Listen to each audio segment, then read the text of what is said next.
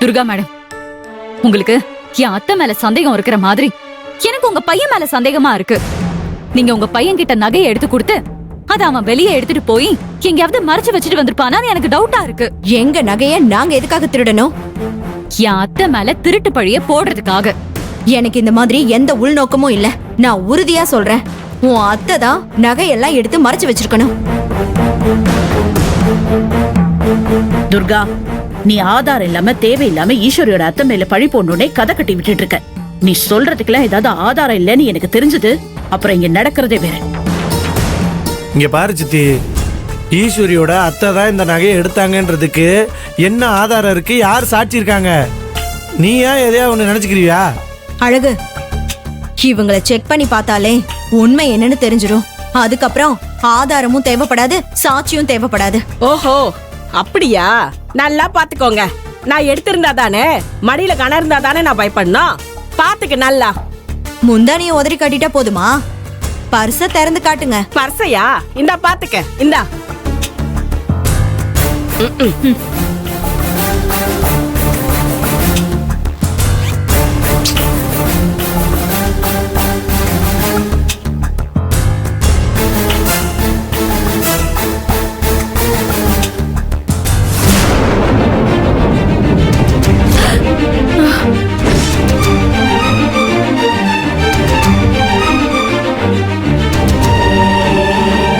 இதுக்கு என்ன அர்த்தம்?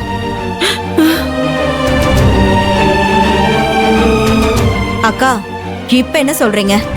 ஆதாரம் வேணும்னு கேட்டீங்கல்ல, இந்த ஆதாரம் போதுமா இல்ல வேற ஏதாச்சும் வேணுமா?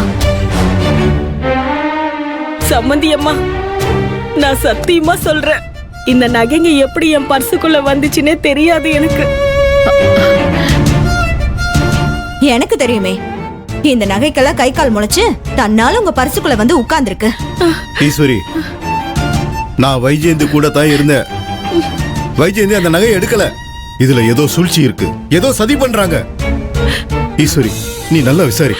உங்க பொண்டாட்டி கையும் களவுமா மாட்டினதுக்கு அப்புறம் அவங்களை எப்படியாவது காப்பாத்தணுங்கிறதுக்காக டிராமா பண்றீங்களா? எனக்கு டிராமா பண்ணணும்னா பொய் சொல்லணுமா எந்த அவசியமும் கிடையாது.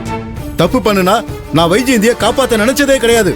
வைஜெயந்தி தப்பு பண்ணா அவளை கண்டிக்கிற தண்டிக்கிற முதல் நானா தான் இருப்பேன். நீங்க இது வரைக்கும் எப்படி இருந்தீங்களோ அதை பத்தி கவலை இல்ல. உங்க பொண்டாட்டி பர்சுல இருந்து நான் இந்த நகையை எடுத்திருக்கேன். இதுக்கு என்ன சொல்றீங்க? மாமா, நீங்க நல்லவர்னு உங்களுக்கு புரிய வச்சு ஒன்னும் ஆக போறது இல்ல. நான் பாத்துக்கிறேன், நீங்க அமைதியா இருங்க.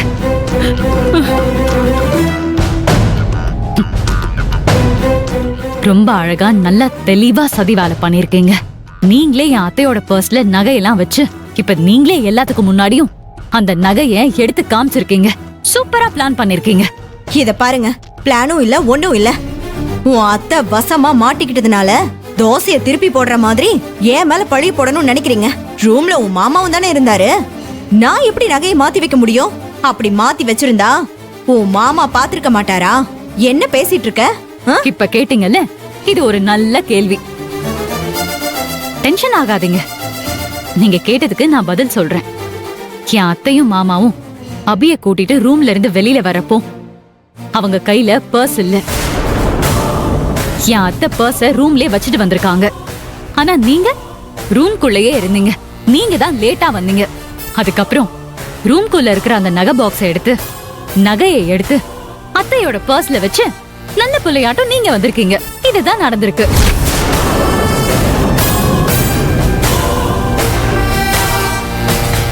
கூட இருந்து பார்த்த மாதிரி கரெக்டா சொல்லிட்டாலே, இதை எப்படி சமாளிக்கிறது?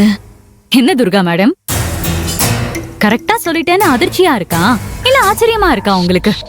ஆமா, ஆச்சரியமா தான் இருக்கு. உனக்கு நல்ல கற்பனை பலம் இருக்கு. அது எனக்கு ஆச்சரியமா தான் இருக்கு. எது கற்பனை?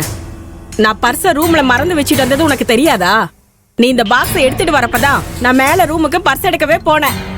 ஆமா, பர்ஸை எடுக்க போனீங்க. அத நான் இல்லன்னு சொல்லலையே. ஆனா நகைப்பெட்டி எடுக்க போனப்போ ரூம்குள்ள உங்க பர்ஸ நான் பார்க்கவே இல்ல. இதை எப்படி என்ன நம்ப சொல்றீங்க? நீ நம்பு நம்பாம போ, அத பத்தி எனக்கு கவலையே இல்ல. அக்கா, நான் சொல்றத நீங்க நம்புறீங்களா இல்லையா? நான் நகையை மாத்தி வைக்கலக்கா. இல்ல துர்கா, எனக்கு உன் மேல நம்பிக்கை இல்ல. ஈஸ்வரி சொன்ன மாதிரி தான் நடந்திருக்கணும். நீ தான் மாத்தி மாத்தி பேசிட்டு இருக்க. உண்மையை சொல்லு. சித்தி, அம்மா கேக்குறாங்கல்ல, உண்மையை சொல்லு. தேவையில்லாம இந்த மாதிரி நேரத்துல ஏன் இப்படிலாம் பிரச்சனை பண்ணிக்கிட்டு இருக்க? அக்கா எனக்கு நல்லா தெரியும் நீங்க உங்க மருமக ஈஸ்வரிக்கு தான் சப்போர்ட் பண்ணி பேசுவீங்க. என்ன சொன்ன? உண்மைதான் சொன்னேன். உங்களுக்கு உங்க மருமக சொல்றதுதான் வேத வாக்கு. உங்க கண்ணுக்கு முன்னாடிதான் வைஜெயந்தி பர்ஸ்ல இருந்து நகை எடுத்து காட்டினேன். நீங்க என்னடானா ஈஸ்வரி சொல்றதுதான் கரெக்டா இருக்கும்னு சொல்றீங்க. ஏங்க இப்படி ஓரவஞ்சனையா நடந்துக்கிறீங்க? ஓரவஞ்சனையா? என்ன பேசிட்டு இருக்க துர்கா? கண்மூடித்தனமா இருக்கு. என்ன கண்மூடித்தனமா இருக்கு? ஒரு வாட்டியும் ஃபங்க்ஷன்னா அவ அத்தை மாமா வந்து அதான் பண்ணுவேன்னு ஈஸ்வரி கூப்பிடுறதும் ஒரு வாட்டி அவங்க வரும்போதெல்லாம் பிரச்சனை பண்ணிட்டே இருக்காங்க. ஆனாலும் நீங்க அவங்களுக்கே சப்போர்ட் பண்ணிட்டு இருக்கீங்க. இவ்ளோ நடந்தும் இன்னைக்கு பர்சுல செயினை கண்டுபிடிச்சு எடுத்தும் அப்ப கூட நீங்க அவங்கள நம்பாம என்னையே குறை சொல்லிட்டு இருக்கீங்க. அறிவில்ல.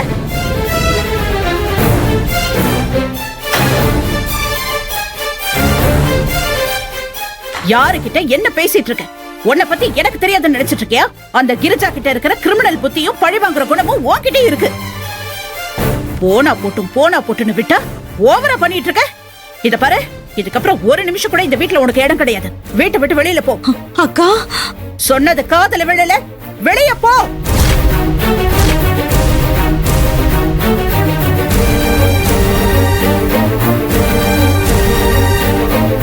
இப்ப போறியா இல்லையா? அண்ணே, என்ன தம்பி? ஈஸ்வரிக்காக துர்காவை வெளியில போக சொல்றது சரியில்லை அண்ணே. அது நியாயமும் இல்ல அண்ணே. நியாய தர்மத்தை பத்தி என்கிட்ட பேசிட்டு இருக்கீங்களா? என்ன சொல்றீங்க? அண்ணே, இது எங்க அண்ணனோட வீடு.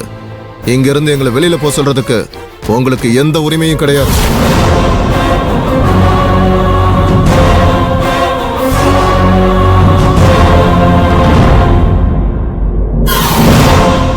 எனக்கு உரிமை இல்லையா? என்ன பேசுறீங்க தம்பி? இது என் புருஷனோட வீடு.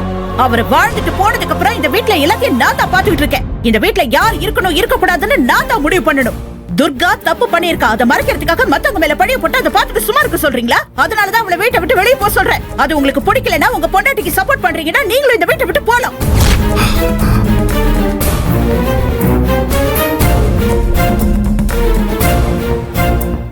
அக்கா என்ன மன்னிச்சிருங்கக்கா.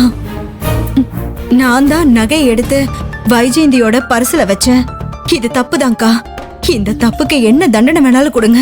ஆனா வீட்டை விட்டு மட்டும் போக சொல்லாதீங்கக்கா. ப்ளீஸ்க்கா. பாத்தீங்கல்ல?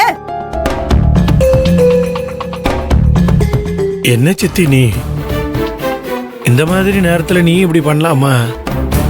என்ன இதெல்லாம்? தெரியாம பண்ணிட்டேன். என்ன வீட்டை விட்டு மட்டும் போக சொல்லாதீங்க. என்ன மன்னிச்சிருங்க. துர்கா, இப்ப எதுக்காக நீ மன்னிப்பு கேட்டுட்டு இருக்க? நீ யாருக்கிட்டையும் மன்னிப்பு கேட்கணுங்கிற அவசியம் இல்ல. உன்னை யாராலையும் இங்க இருந்து வெளியில அனுப்ப முடியாது. யார் உன்னை வீட்டை விட்டு வெளியில போக சொல்றாங்களோ அவங்க தான் வெளியில போக போறாங்க.